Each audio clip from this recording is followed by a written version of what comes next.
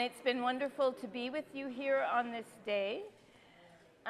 Again, Jan Pittman-Hein is over there. She is the one in the dark glasses who created the beauty of each table. So thank you again, Jan.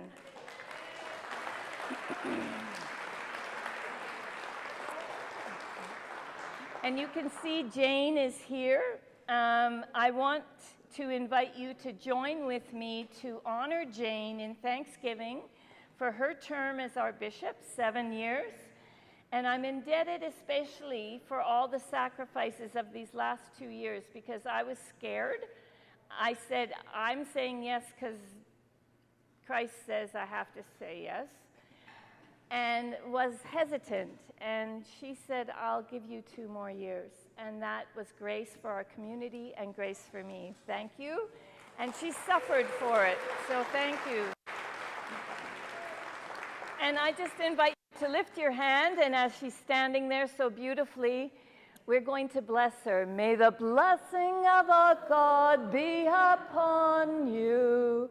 We bless you in the name of our God.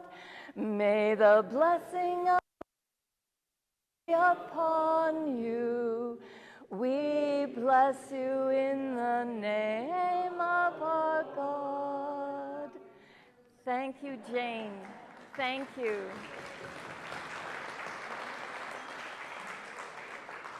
Okay, who is the youngest person in the room? You. Oh, okay, I have a question. I was anointed today with some oil, and then I received 3 things. Can you name one thing that I got? Bread. Okay, that's what he remembers. Isn't that a blessing? This is a Eucharistic feast. This is my vocation. Thank you. There were 3 other things. Do you know what I got? A ring. I got a staff. Look at, what do we use this for? What do we use the sticks for? Coolie walking.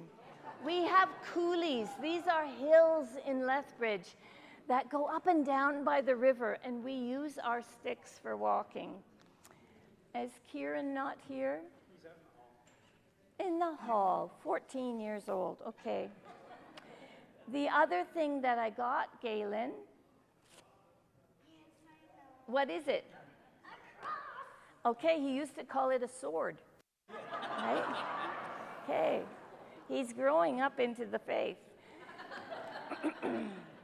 Okay, I want to start with the staff, just because I have a relationship with it now. It comes from a tree in the woods. And over the last 2 years, LICCF, that's our community, Lethbridge Inclusive Catholic Community Fellowship. And anybody from that community that's here today, could you raise your hand, please? This is my community, so thank you everyone for coming. We go out in the woods with a forest guide, and this has happened at different seasons.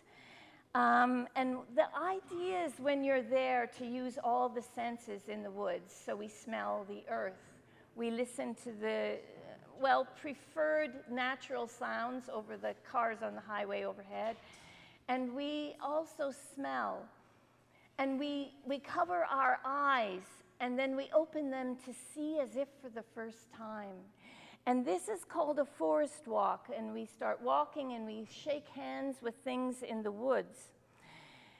So this goes on for a couple of hours, and then whatever season we're in, whether it's fall or spring or winter, that season is all too happy to share signs with us.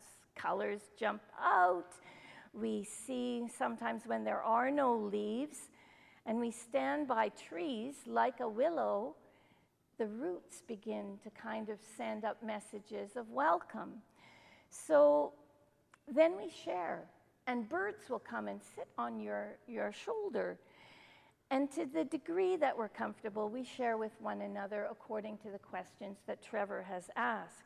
So then nearing the end of the 3 hours, this is a real forest immersion, we are sensing what tree wants to talk to us. And the very first time this happened, I went over to an old cottonwood tree, and we're supposed to ask its name. And I heard Fergus. And this just happened to be on April 30th, the first anniversary of my priestly ordination. Fergus, I had no idea what that meant, but I had a handy cell phone, and I just Googled Fergus. And what came up was a person of vigor, one who embodies the height of courage. That's a Scottish name, and I happen to be of Scottish ancestry. So I met Fergus. Last time I was out there, I met willows, and this is a willow. Trees do speak. So this particular tree is a diamond willow. Any tree that's a willow can become a diamond tree when it's infested with a fungus. And that, there's a teaching that I learned from Negan Sinclair in his book Winnipeg, which I recommend you reading, that the energy of an animal tail, like a weasel tail or a feather or a tree, is not lost. That energy is not lost when it's separated from its roots or bird or mammal. And I sense that energy in this particular staff. So it's with great honor and humility today that I received medicine from, that's what Indigenous people call it, medicine from the willow, healing qualities because of those diamond wounds. And Doris Sheldon, who carved it, was healed from her grief of the loss of her husband as she carved.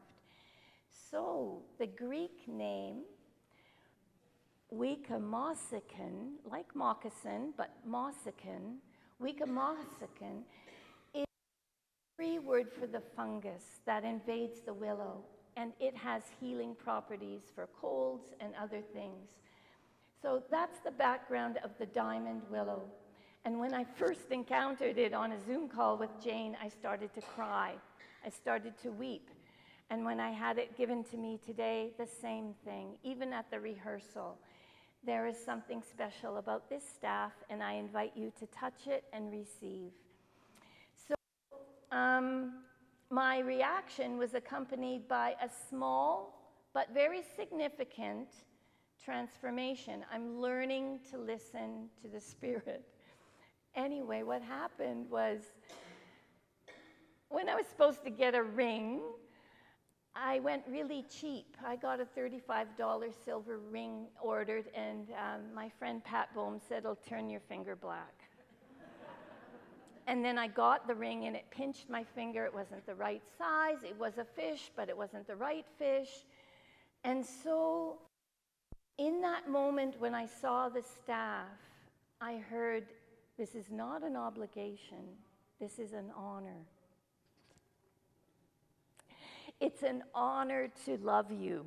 It's an honor to be bishop. And so I didn't cheap out after that.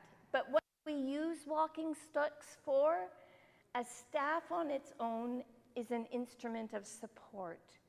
And Vincent and I do use them quite often when we walk in the coulees. And Galen also uses a stick in the coulees.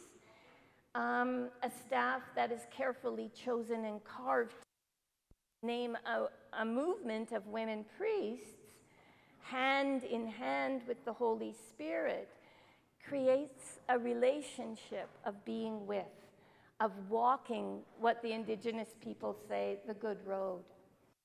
So the symbols that are carved into the wood by Doris are also very meaningfully. Jane chose them carefully, so I invite you to check them out.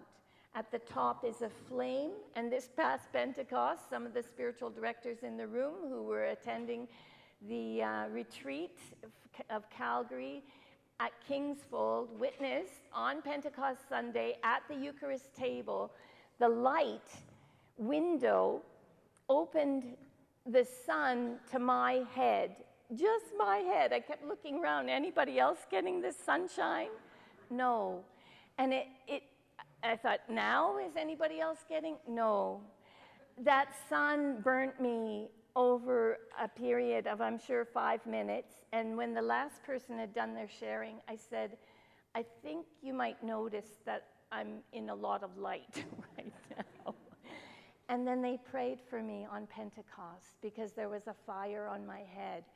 And that blessing has stayed with me to this day. So the flame for Pentecost, for the Spirit, and that phrase, the Spirit of God is upon me because God has anointed me to preach good news to the poor.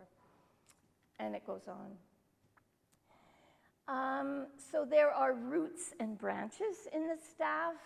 And in this room, we have here Christine Meyer, Lumitzberger, Jane Vaya, Marie Bouclin, the others who were named, Jean Marchant. These are our roots. These are our roots. And the branches are all the other people in this room through the priests who serve their communities. He's fine. Now, the RCWP logo is there, as well as a medicine circle of the 4 directions. And the wounding is left in the womb for beauty, because wounding may be painful, but we feel the pain of that Catholic Church rejection over the last 15 centuries. We feel rejection in LGBTQ folks. We feel rejection, but there's also wholesome and spiritual gifts of their existence, the women priests, LGBTQ. So even as there are many wounds, we also experience the beauty of oneness with the risen Christ, and the invitation to listen to the Spirit, to the staff, for a way to walk together. Have you ever been accompanied by someone holding your hand? Just get in touch with that feeling of connection. Jane prompted Doris to carve 2 hands entwined, that we remain engaged with the guidance of the Holy Spirit, and we are lovingly led in our ministries that way. So perhaps what touches me most about this staff is that the first Zoom encounter of that healing quality, which Doris felt, that I relate, is I am a person who prays for healing. And so the staff was reaching out to me. The medicine of the wood, the wikimakasin, that holy fungus with the medicinal value continues to offer healing, as well as spiritual guidance. It's going to be an honor to host this staff in our home. So I also have the cross. This is deer antler, and deer antlers symbolize strength because they're used for protection and regeneration. They fall off and they grow back every spring. 30 years ago, a hunter, Nick Hurd, who was a catechist with RCIA, and he was one of the people who came through. He often brought us deer meat, but one day he arrived at my door and said, I brought you something. And he brought me this cross, and I never wore it because it was too low. Like, it was too big. Like, it was meant for today. So I didn't know it then, but I've found that that antler is used for protection, that the cross carries the medicine of the deer suffering, and being risen is this medicine of protection. So the fish ring is a ring not made from silver, but from gold. And a year or so ago, my grandkids, Oscar and Olive, who aren't here today, asked me, is your wedding band real gold? And I said, yeah. And they said, let me see. We don't think so. I said, really? I'm pretty sure it is. Anyway, that fascination with gold goes back a long, long, long way. And what I learned about this sacred substance for indigenous peoples is that it represents the sun, that it speaks of divinity and a connection to the supernatural world. Some say it is the excretion of the sun. So I first found out I needed a ring. I think I told you, I cheaped out. But I thought of a keptus. A keptus is a priest from 230 AD in Israel in a house church. You can Google a keptus Megiddo mosaic and find her story there. But she dedicated the table to the God Jesus Christ. And then Pramila, Dorothea, Kyriake, and moreover Creste, 4 other women were named on the other side of the table. These women founded Christian House Church and were likely the priests all along, counting back from 230, Teresa's idea. You won't hear it on the news. But I really thought, at the end of the women's names, it says, and moreover Creste. I really think she was probably the first woman founder of this early Christian church. Discovered 20 years ago. 20 years ago. 20 years ago. Just when the women priests were budding. On the internet, I got that cheap ring, but when I saw the staff, I switched. And then I found out I had a really good idea. I thought, I have an old gold ring. I can have it made into a fish.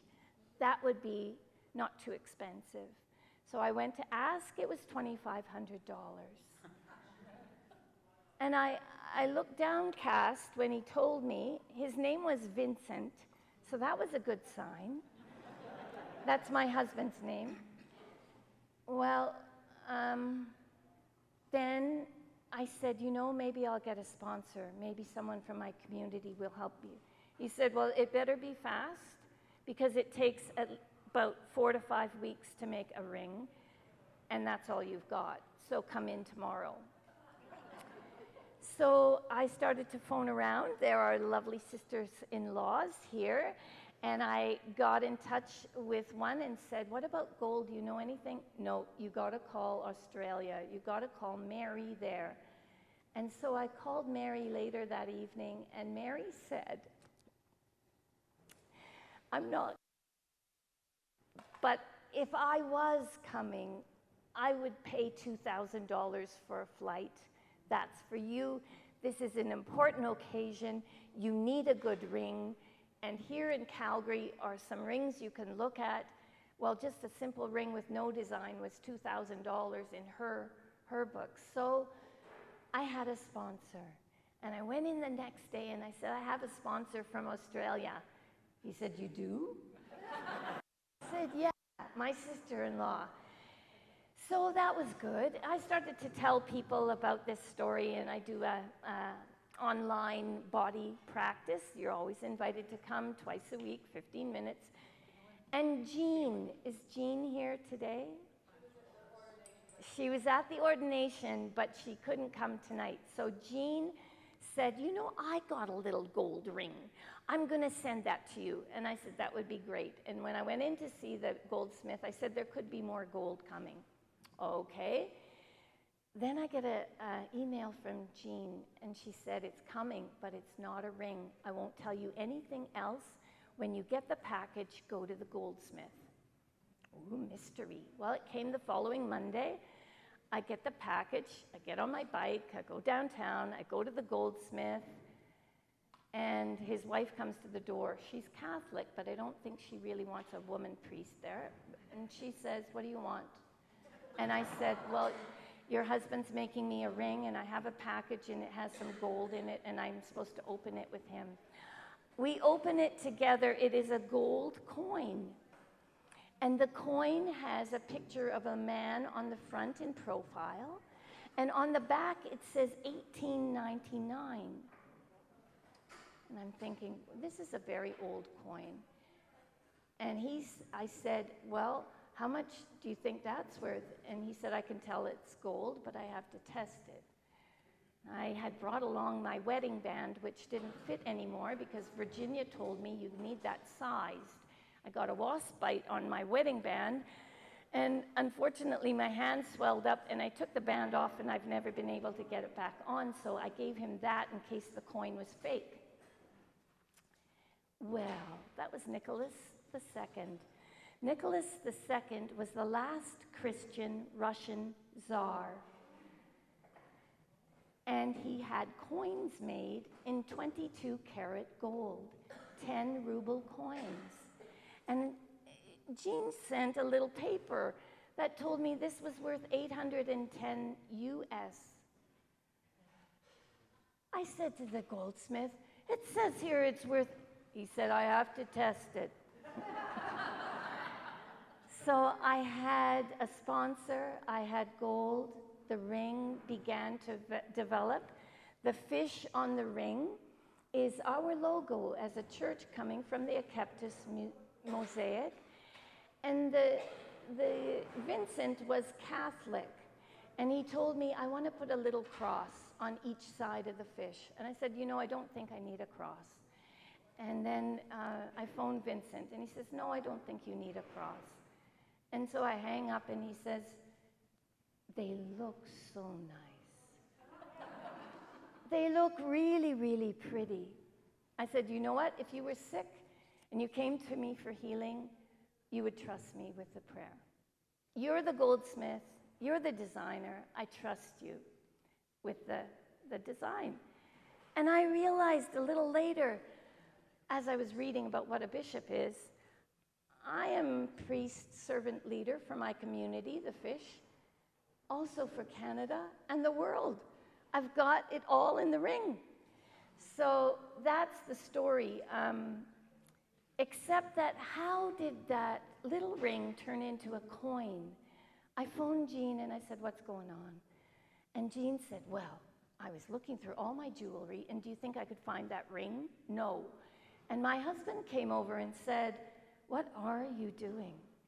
And she said, I'm gold digging. And he said, I've got gold. She said, you do? He said, remember when Eugene died and there was that estate sale 20 years ago and I bid on his coin collection and nobody else bid? That's downstairs in a green garbage bag. So they went and they got the bag, and there was American gold dollars and there were these gold coins, 3 of them. And he said, give her one of those. And he's not a churchgoer. He doesn't care if I'm a bishop or not. And she wrote on her note, you ask for a bite and you get a banquet. And you are my banquet. Thank you.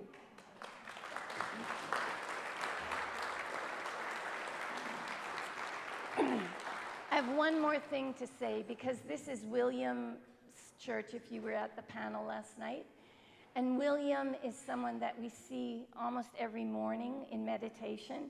And this is a prayer that he had from this week that I identified with.